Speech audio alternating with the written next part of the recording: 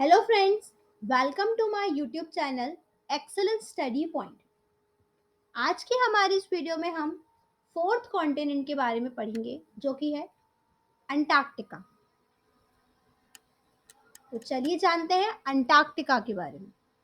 लेकिन उससे पहले अगर अभी तक आपने हमारे चैनल एक्सेलेंट स्टडी पॉइंट को सब्सक्राइब नहीं किया है तो हमारे चैनल एक्सेलेंट स्टडी पॉइंट को सब्सक्राइब करें ताकि आपको हमारी वीडियो से जुड़े सभी लेटेस्ट अपडेट्स मिलते रहें। अगर आपको हमारी वीडियो पसंद आती है तो इसे लाइक ज़रूर करें, या फिर आप किसी और टॉपिक पर वीडियो देखना चाहते हैं तो हमें कमेंट बॉक्स में कमेंट कर बता सकते हैं। चलिए स्टार्ट करते हैं अंटार्कटिका के बारे में। Antarctica the southern most continent, ये अर्थ के सदर्न मोस्ट पार्ट में है, इसलिए इसे सदर्न मोस्ट कॉन्टिनेंट कहा गया है। अंटार्कटिका सबसे बर्फीला देश है, सबसे बर्फीला कॉन्टिनेंट है। Antarctica is the coldest, windiest and driest continent. Antarctica सबसे ठंडा, सबसे ड्राइएस्ट कॉन्टिनेंट है।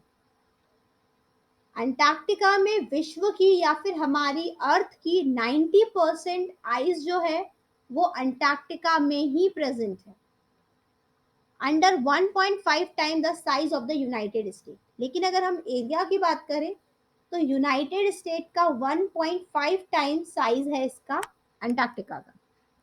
और पूरे विश्व या फिर पूरी धरती की 90% जो बर्फ है ये अंटार्कटिका में पाई जाती है।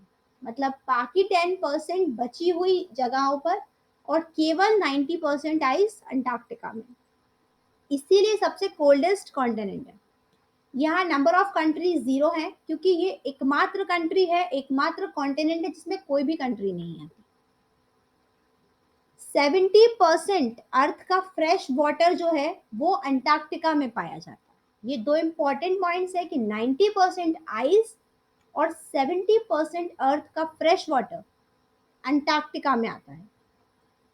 इसीलिए इसे व्हाइट और फ्रोजन कॉन्टिनेंट कहा गया। व्हाइट कॉन्टिनेंट तो इसीलिए कहा गया क्योंकि आइसी कॉन्टिनेंट है, और white and frozen continent Antarctica को कहा गया।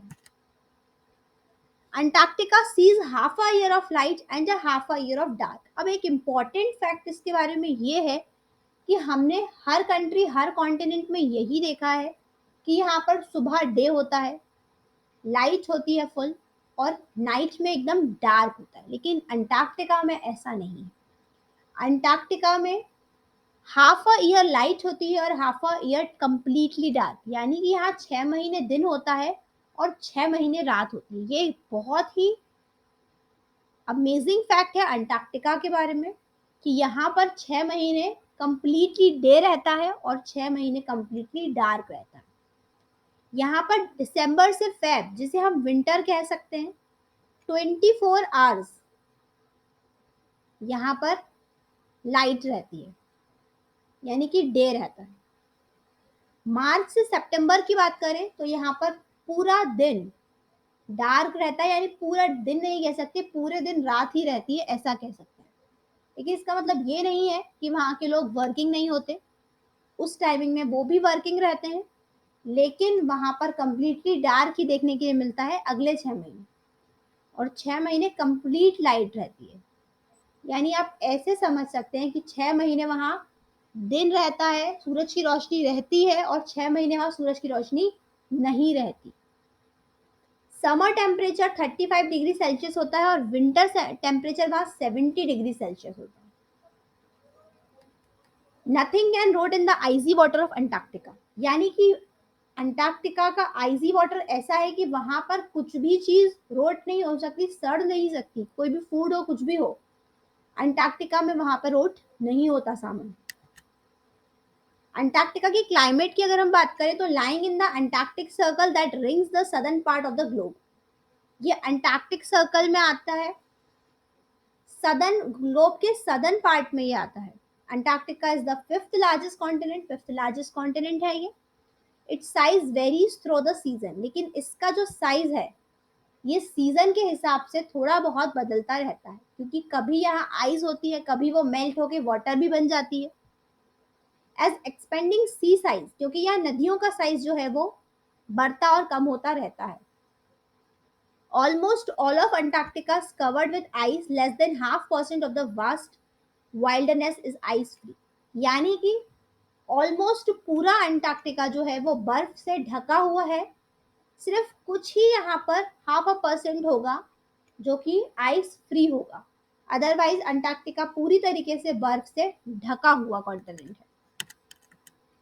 The continent is divided into two region, east and west Antarctica. अब अंटार्कटिका जो है उसे दो अलग अलग रीजन्स में बांटा गया है, ईस्ट एंड वेस्ट में। तो east Antarctica makes up 2/3 of the continent, यानी कि ईस्ट अंटार्कटिका में पूरे कॉन्टिनेंट का 2/3 भाग आता है and is about the size of Australia, जो कि ऑस्ट्रेलिया के साइज के बराबर है।